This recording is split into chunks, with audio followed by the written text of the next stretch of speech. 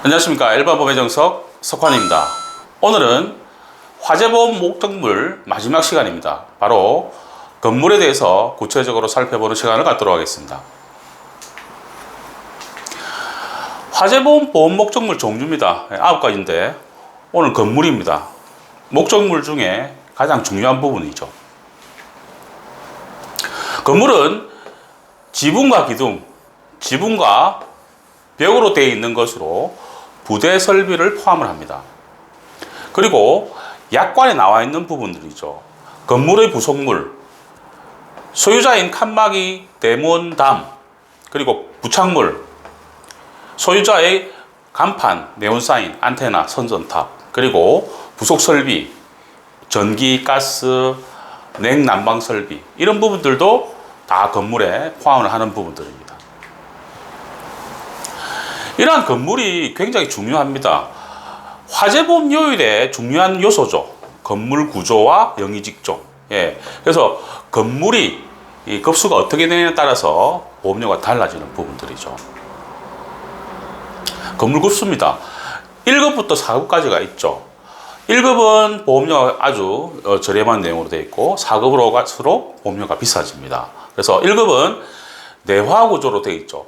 건물 급수는 기둥, 지붕, 벽으로 결정을 합니다. 그래서 내화 구조로 되어 있는 부분들은 1급입니다. 내화 구조로 하는 것은 불에 견디는 내용이죠. 그래서 콘크리트라든지 벽돌이라든지 이런 부분들을 내화 구조로 이야기를 합니다. 그리고 2급인 경우에는 지붕이 불연재료입니다. 불연재료. 불연재료라는 것은 불에 잘 타지 않는 부분들이죠. 예를 들면 철골이나 판넬 이런 부분들이 불연재료입니다. 그래서 지붕이 불연재료 되어 있다. 이런 부분들은 2급에 해당하는 부분들이죠. 그리고 3급은 기둥이나 지붕이나 외벽이 다 불연재료, 불에 타지 않는 재료로 되어 있더라는 부분들이죠. 그리고 4급은 가연재료입니다. 불에 탄다는 이야기죠. 목조나 천막 이런 부분들은 다 4급으로 처리를 해야 되는 부분들이죠. 내화 구조의 대표적인 게 철근에 콘크리트를 타스낸 철근 콘크리트 구조죠. 기둥입니다. 그리고 이런 기둥도 많죠. 벽돌을 이렇게 쌓아서 기둥으로 만드는 부분들입니다. 이거는 벽돌조라고 이야기를 하죠. 조는 여기서 기둥을 의미합니다. 그리고 블록을 쌓아서 기둥을 만드는 부분들을 블록조라고도 이야기를 합니다. 이게 다 내화 구조죠. 그리고 이제 내화 구조 인증서라는 게 있습니다. 이거는 뭐냐면 아까 불연재료 H빔에다가 방화 피복을 입혀서 불에 견디게 만드는 부분들이죠. 그래서 원래는 불연재료면 3급이지 않습니까? 근데 이게 방화 피복을 입히게 되면 2급까지 이 처리를 할 수 있는 부분들입니다. 내용을 한번 보면 보험회사에서 인증을 해주는 내용들입니다. 방재시험연구원장이 발행한 거라든지 아니면 한국건설기술연구원장이 발행한 인증서라야만 됩니다. 그리고 그 인증서로 되어 있는 부분들로 해서 이렇게 시공이 됐다는 게 확인이 돼야 됩니다. 그래서 3급 구조가 2급으로 인정이 되는 부분들이죠. 다음 이런 자료를 참 많이 들고 오시는 부분들인데 한국건자재시험연구원에서 발행한 거는 보험회사에서 인정을 해주지 않습니다. 꼭 기억을 하셔야 되는 부분들이죠. 다음은 불연재료, 불에 타지 않는 거죠. H빔. 이렇게 시공을 해서 건물을 만들었죠. 다 3급이죠. 그러니까 샌드위치 판넬, 그라스울 판넬. 여기서 말하는 거는 철판 사이에 어떤 재료가 들어가 있느냐에 따라서 이름이 약간 달라지죠. 유리섬유가 들어가 있으면 그라스울 판넬, 스티로폼이 들어가 있으면 그런 샌드위치 판넬로 되는 부분들이죠. 다음은 이제 건물의 보험가액 평가입니다. 화재보험에 있어서 특히 이 목적물이 건물에 있어서 보험가액은 굉장히 중요합니다. 가액평가 방법은 복성식 평가법이죠. 재조달 가액을 산출을 해야 되는 부분들 그리고 감가공제액을 산출을 해야 됩니다. 그래서 이렇게 두 가지가 있대서 복성식 평가법이죠. 그래서 재조달 가액, 새로 짓는 비용에서 감가를 공제를 하죠. 이게 보험 가액이 되는 부분들입니다. 세부적으로 보시면 현재 가액, 보험 가액이죠. 재조달 가액, 새로 짓는 금액, 그리고 감가를 공제한 금액이 현재 가액, 보험 가액이 되는 부분들입니다. 여기서 감가공제는 제조달 가액 곱하기 총 감가율입니다. 총 감가율을 하게 되면 총 감가율은 경영 감가율 곱하기 경과 연수죠. 경영 감가율은 1년의 감가가 얼마나 되는지, 그리고 경과 연수는 사고연월에서 취득연월을 빼게 되면 경과 연수가 나오죠. 월 단위 미만은 절사를 합니다. 예를 들어서 4년 9개월이다. 이러면 4.75년이 되는 부분들이죠. 그렇게 계산하는 부분들입니다.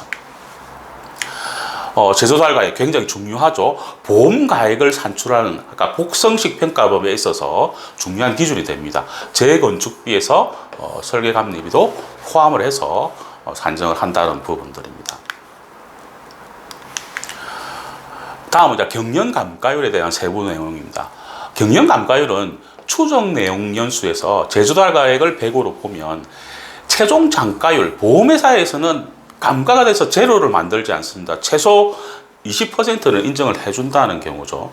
경우에 따라서 한 30%를 인정하는 경우도 있습니다. 그런데 통상적으로 장가율을 20%를 하는 거죠. 그래서 추정 내용 연수에서 80%를 나누게 되면 1년에 감가가 되는 부분들이 나옵니다.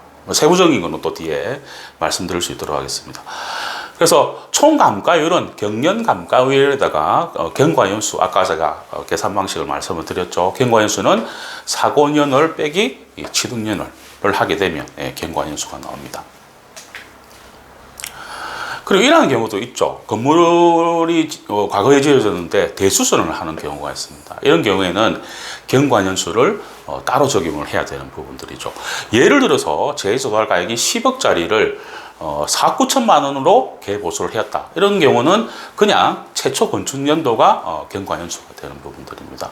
근데 5억에서 8억 정도 들어서 보수를 했다. 이래 되면 최초 건축 연도 그리고 개보수한 연도를 합산 평균해서 계산을 합니다. 그럼 경과연수가 좀 줄어들겠죠. 그리고 8억 이상 이렇게 들여서 개보수를 했을 경우에는 개보수 시점이 경과연수가 되는 부분들입니다. 꼭 기억을 하셔야 되는 부분들입니다. 다음은 이제 건물의 추정 내용 연수 및 1년에 이제 얼만큼 감가가 되느냐는 표입니다. 표. 보시면 아시겠지만 어떻게 사용을 하는지 그리고 어떤 구조인지에 따라서 경과연수가 틀려집니다. 우리 철근 콘크리트죠. 창고나 변전소 외에 사용하는 부분들은 75년이죠. 그래서 80% 나누기 75를 하게 되면 1.07이 나온다는 부분들입니다. 20% 장가율을 인정해주는 부분들이죠. 그리고 창고 공장으로 쓰면 57년입니다. 1.4가 되죠. 80으로 나누게 되면. 대용연수, 발전소다 이러면 38년이 되는 거죠. 나누면 80으로 나누면 2.1이 됩니다. 그리고 많이 하는 벽돌조, 우리 단독주택들 많죠. 이런 부분들은 50년입니다. 만약 창고 공장으로 쓰고 있으면 38년. 그리고 화학 공장을 쓰고 있다, 냉동 창고로 사용하고 있다 그러면 25년이 된다는 부분들입니다.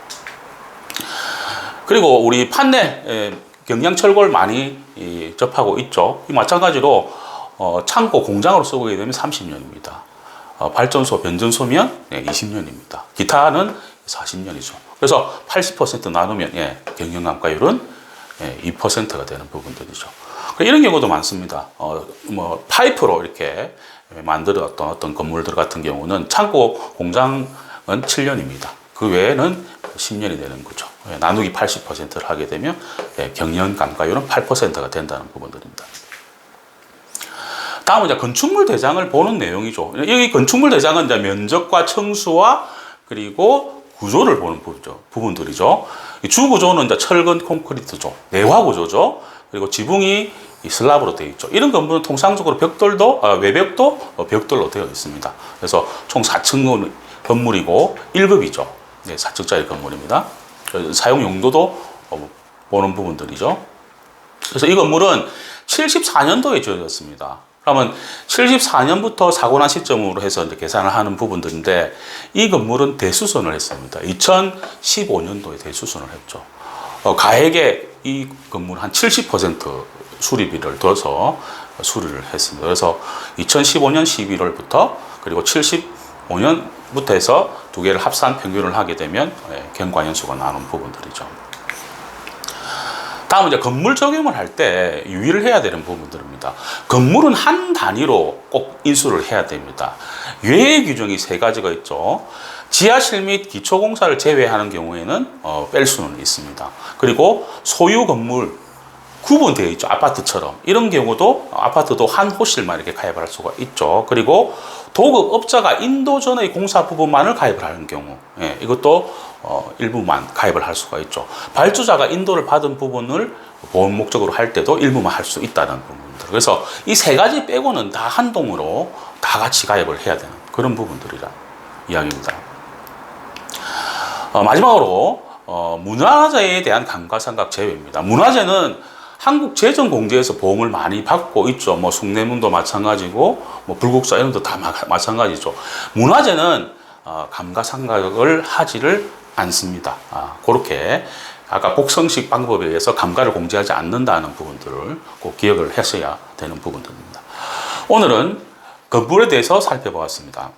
다음 시간은 2022년 1월 시행된 중대재해처벌법에 대해서 구체적으로 알아보는 시간을 갖도록 하겠습니다. 일반보험 무엇이든 물어보십시오. 상단의 카카오 채널에서 일반보험의 정석을 검색하시거나 연락 주시면 성심성의껏 도와드리겠습니다. 항상 좋은 정보를 전해드리는 일반보험의 정석이 되겠습니다. 정보가 좋았으면 구독하시고 좋아요 그리고 알림 부탁드립니다. 일반보험의 정석 석환이었습니다.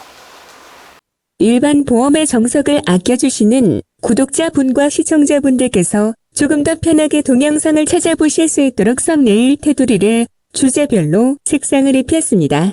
말씀드리자면 일반 보험의 공통 주제, 즉 일반 보험의 개념, 가액평가 등은 동영상 테두리가 오렌지색, 배상 책임의 정의와 특성 시설 소유, 관리자 등 배상 책임 원은 빨간색, 재난 배상 책임 등과 같이 강제보험은 배상 책임 2로 갈색, 화재보험의 일반 물건은 노란색, 공작물건 관련은 파란색, 주택물건 관련은 녹색으로, 그리고 해상보험 특정보험은 회색으로 구분하여 썸네일을 수정하였습니다.